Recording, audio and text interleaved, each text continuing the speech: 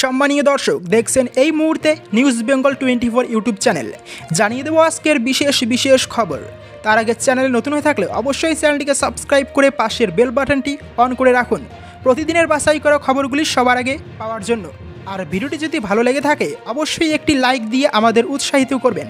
নজর ডায়মন্ড হারবারে দিল্লি থেকে ফিরেই প্রশাসনিক বৈঠক করবেন সাংসদ অভিষেক। কথা দিয়েছিলেন তৃতীয়বার জনপ্রতিনিধি হলে উন্নয়নের কাজ করবেন আরও বেশি করে।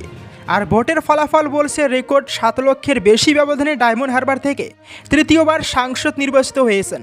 তাই আরও কাজের লক্ষ্যে এবার নিজের সংসদীয় কেন্দ্রের দিকে নজর দিলেন। দিল্লিতে সংসদ অধিবেশন সেরেই ডায়মন্ড হারবার ফিরছেন অভিষেক বন্দ্যোপাধ্যায়। আগামী মাসে তিনি আমতলার একটি প্রেক্ষাগৃহে প্রশাসনিক বৈঠকে বসবেন বলে খবর। জেলা স্তরে গুঞ্জন অভিষেকের তৈরি করা ডায়মন্ড হারবার মডেলে নতুন কিছু সংযোজন হতে পারে।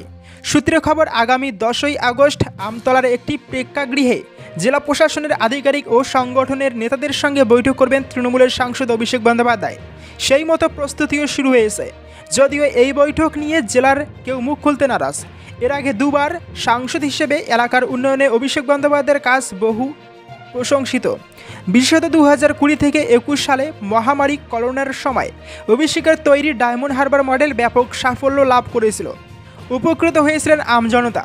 এই ডায়মন্ড হারবারকে কেন্দ্র করেই বার্ধক্য ভাতা নিয়ে মুখ্যমন্ত্রী তথা রাজ্য সরকারের কথা আদায় করেছিলেন অভিষেক।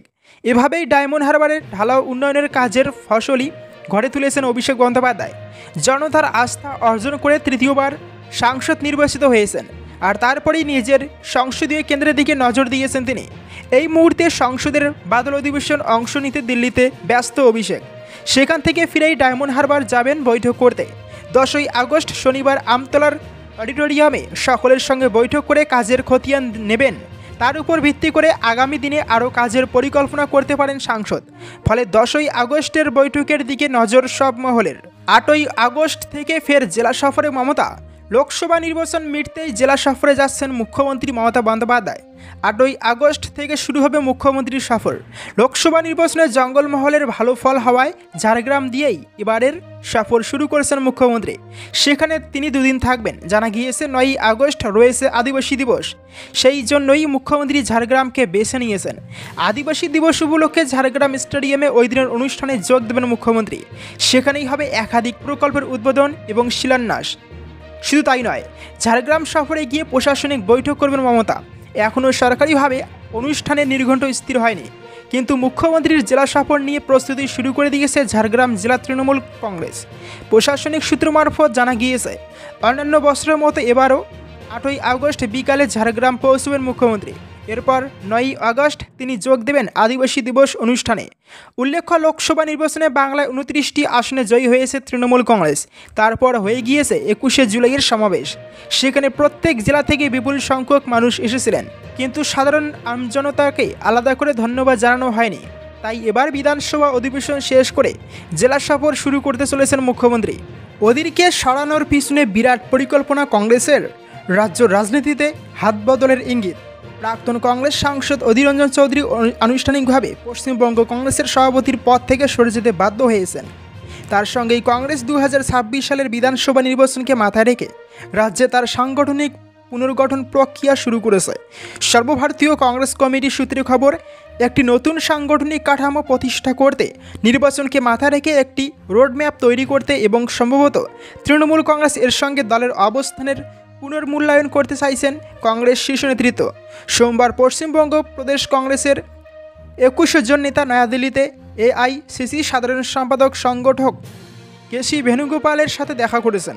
রাজ্যের প্রবীণ কংগ্রেস নেতারা যেমন অধীর চৌধুরী, প্রদীপ ভট্টাচার্য, দীপা দাসমুন্সী, অমিতাভ চক্রবর্তী এবং রাজ্যের দলের একমাত্র লোকসভা সাংসদ ঈশা খান চৌধুরী এই বৈঠকে উপস্থিত ছিলেন। অধীর চৌধুরীর বদলে কাকে প্রদেশ কংগ্রেস সভাপতি করা হবে তা স্থির করার দায়িত্ব হাইকমান্ডের উপরেই ছেড়ে দিয়েছেন প্রদেশ কংগ্রেস নেতৃত্ব। তারা বৈঠকে তৃণমূল স্তরে সংগঠন পুনরুজ্জীবিত করার প্রয়োজনীয়তার উপর জোর দিয়েছেন। এআইসিসি নেতৃত্বকে রাজ্যে ব্লক স্তর থেকে নতুন কমিটি গঠন করার এবং নতুন মুখদের সেই সব কমিটিতে অন্তর্ভুক্ত করার আহ্বান জানিয়েছেন। অধীর চৌধুরী এখন রাজ্য রাজনীতিতে ছবির বাইরে। সূত্র জানিয়েছে যে এআইসিসি টিএমসি সম্পর্কে কংগ্রেসের অবস্থান পুনর্বিবেচনা করবে। অধীরের আমলে প্রদেশ কংগ্রেস মমতা বন্দ্যোপাধ্যায়ের নেতৃত্বাধীন টিএমসির বিরোধিতায় অটল ছিল, যদিও জাতীয় স্তরে দুটি দল বিরোধী ভারত জোটের অংশ। তবে এটাও ভাবার বিষয় যে প্রদেশ কংগ্রেস সভাপতি পদে অধীর চৌধুরীর উত্তরসূরি খুঁজে পাওয়া কংগ্রেস হাইকমান্ডের কাছে একটা বড় চ্যালেঞ্জ। নাম প্রকাশ না করার শর্তে এক প্রবীণ কংগ্রেস নেতা বলেছেন, অধীর চৌধুরী ছাড়া প্রদেশ সভাপতি হওয়ার যোগ্য ব্যক্তি কংগ্রেসে নেই। তৃণমূল এবং বিজেপির বিরুদ্ধে রুখে দাঁড়ানোর মতো কংগ্রেসে তিনি শেষ ব্যক্তি। তিনি জাতীয় নেতৃত্বের মতানৈক্য সত্ত্বেও লড়াই চালিয়েছেন, কিন্তু তার তৃণমূল বিরোধী অবস্থান থেকে সরে আসেননি। আমি জানি না এআইসিসি তার স্থলাভিষিক্ত করার জন্য উপযুক্ত ব্যক্তি খুঁজে পাবে কিনা। পৌঁছে গেল চিঠি, অভিষেকের ইঙ্গিতপূর্ণ পোস্টের পরেই কড়া পদক্ষেপ তৃণমূলের। চাপে কারা? লোকসভা নির্বাচন সম্পন্ন হতেই সাংগঠনিক কাজ থেকে বিরতি নিয়েছিলেন অভিষেক বন্দ্যোপাধ্যায়। 21শে জুলাইয়ের আগে ফের শহরে ফেরেন তিনি। এরপর থেকে অ্যাকশনে দেখা যাচ্ছে তৃণমূল সেনাপতিকে। শহীদ সমাবেশের মঞ্চ থেকে নিষ্ক্রিয় নেতাকর্মীদের উদ্দেশ্যে কার্যত হুঁশিয়ারি দিতে দেখা গিয়েছিল তাকে। এরপর সম্প্রতি সমাজ মাধ্যমে ইঙ্গিতপূর্ণ পোস্ট করেন। তারপরেই কড়া পদক্ষেপ নিল তৃণমূলের শীর্ষ নেতৃত্ব। অভিষেকের পোস্টের পর কী পদক্ষেপ নিল তৃণমূল? সম্প্রতি তৃণমূলের সাধারণ সম্পাদক সমাজ মাধ্যমে লেখেন, শান্ত সমুদ্র কখনো কোনো দক্ষ নাবিক তৈরি করে না। কোন প্রেক্ষিতে তিনি এই পোস্ট করেছিলেন তা নিয়ে তখনই শুরু হয় চর্চা। সেই পোস্টের রেশ পুরোপুরি কাটতে না কাটতেই এবার জোড়াফুল শিবিরের তরফ থেকে দেওয়া হলো বড়সড় নির্দেশ। এবার প্রত্যেককে রিপোর্ট কার্ড তৈরি করে তা তৃণমূল নেতৃত্বের কাছে জমা দেওয়ার নির্দেশ দেওয়া হয়েছে। এবারে লোকসভা নির্বাচনে প্রধান, উপপ্রধান, পুরসভা চেয়ারম্যান, জেলা সভাধিপতি, ব্লক সভাপতিদের কী ভূমিকা ছিল সেটা জানিয়ে আগামী কয়েকদিনের মধ্যে রিপোর্ট জমা করার নির্দেশ দেওয়া হয়েছে। ইতিমধ্যেই এই মর্মে সকল বিধায়ক, জেলা সভাপতি এবং লোকসভা নির্বাচনে জয়ী এবং পরাজিত প্রার্থীদের কাছে চিঠি পাঠানো হয়ে গিয়েছে। জানা যাচ্ছে আগামী কয়েকদিনের মধ্যে রিপোর্ট কার্ড পাঠাতেই তার ভিত্তিতে ব্যবস্থা নেবে তৃণমূল শিবির। উল্লেখ্য, 21শে জুলাইয়ের মঞ্চ থেকেই লোকসভা নির্বাচনে তৃণমূল নিষ্ক্রিয় নেতাকর্মীদের উদ্দেশ্যে বার্তা দিয়েছিলেন অভিষেক বন্দ্যোপাধ্যায়। স্পষ্ট জানিয়েছিল আগামী 3 মাসের মধ্যে তাদের ব্যবস্থা নেওয়া হবে। ভোটের পর মাসখানেকের বিরতিতে লোকসভা নির্বাচনের ফলাফল পর্যালোচনা করেছেন তৃণমূল সেনাপতি। সেই পর্যালোচনার ফলাফল প্রকাশ করা হবে বলেও জানিয়েছিলেন তিনি। এরপর সপ্তাহখানে কাটতে না কাটতেই সামনে এলো তৃণমূলের শীর্ষ নেতৃত্বের তরফ থেকে চিঠি পাঠানোর খবর। আপাতত এই নিয়েই শুরু হয়েছে চর্চা। অনুব্রত মণ্ডলকে জামিন দিল সুপ্রিম কোর্ট। মানতে হবে দুটি শর্ত, ছাড়া পাবেন কবে? গরু পাচার মামলায় অবশেষে বীরভূমের জেলা তৃণমূল সভাপতি অনুব্রত মণ্ডলকে জামিন দিল সুপ্রিম কোর্ট। গরু পাচার মামলায় শর্ত সাপেক্ষে জামিন পেলেন কেষ্ট। কী শর্ত? সুপ্রিম কোর্টের নির্দেশ, অনুব্রতকে তদন্তের সহযোগিতা করতে হবে এবং তাকে পাসপোর্ট জমা রাখতে হবে। প্রসঙ্গত 2022 সালের 11ই আগস্ট গরু পাচার মামলায় গ্রেপ্তার হন অনুব্রত। সুপ্রিম কোর্টের বিচারপতি বেলা এম ত্রিবেদীর বেঞ্চ গরু পাচার মামলায় সংক্রান্ত সিবিআই মামলায় জামিন দিল অনুব্রতকে। একই সঙ্গে জামিনের অন্যতম শর্ত হিসেবে বলা হয়েছে, কোনো অবস্থাতেই তদন্তকে প্রভাবিত করবেন না অনুব্রত, কোনোভাবেই প্রত্যক্ষদর্শীদের প্রভাবিত করতে পারবেন না। তবে সিবিআই মামলায় জামিন হলেও ইডির মামলায় মেলেনি জামিন, আর সে কারণেই এখনই জেল মুক্তি নয় অনুব্রতর। সুপ্রিম কোর্ট জানিয়েছে জামিনের অন্যতম শর্ত, কোনো অবস্থাতেই তদন্তকে প্রভাবিত করবেন না অনুব্রত মণ্ডল, কোনোভাবেই প্রত্যক্ষদর্শীদের প্রভাবিত করতে পারবেন না। শুধু তাই নয়, অনুব্রত মণ্ডল নিম্ন আদালতের মামলা অনাবশ্যক দীর্ঘ করার জন্য কোনো আবেদন করতে পারবেন না। প্রসঙ্গত 2022 সালের 11ই আগস্ট বীরভূমের নিচুপট্টি এলাকায় নিজের বাড়ি থেকে গ্রেপ্তার হয়েছিলেন অনুব্রত মণ্ডল। তাকে প্রথমে গ্রেপ্তার করে সিবিআই।